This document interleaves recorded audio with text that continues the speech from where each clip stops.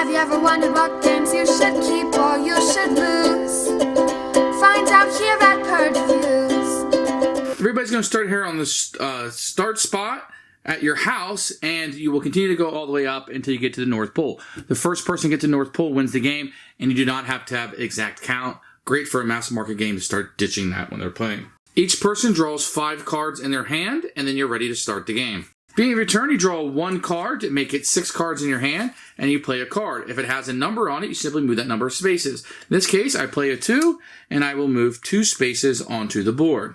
If at any time you land exactly on one of these stations, then I can play another card and move that many spaces. So let's say I then land on that. I want to play a 4. I can move again. 1, 2, 3, 4. If at any point I play 3 of a kind or are able to and choose to do so, I can immediately move all the way up to the next train station, and I would discard those cards that I played. Then you have these event cards you can play, like the reindeer crossing. If somebody wanted to play 3 of a kind, I could play this card, and it would simply block them from moving up, and they would have to stay where they were in our example. You could also cause a snowstorm, and everybody has to move back 7 spaces. You also have a Santa, protection from Express, so he will block any of those negative cards. You kind of keep him in his hand. Somebody plays one of those negative cards on you, you can use Santa to block it. Here's a naughty elf. He can move any player to the upper bridge.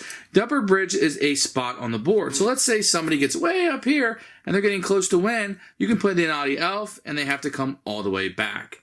And those are just a few examples of some of the event cards that you'll find in the deck. There is a shortcut right here. So let's say you land exactly on the lower bridge, then you can go right across it on the upper bridge. The same kind of works here, except for backwards. If you land on this spot, then you have to go down. So those are really the 2 spots on the board that will have a bridge and then the slide that hurts you. And that is a quick overview of how you play the Christmas Express game.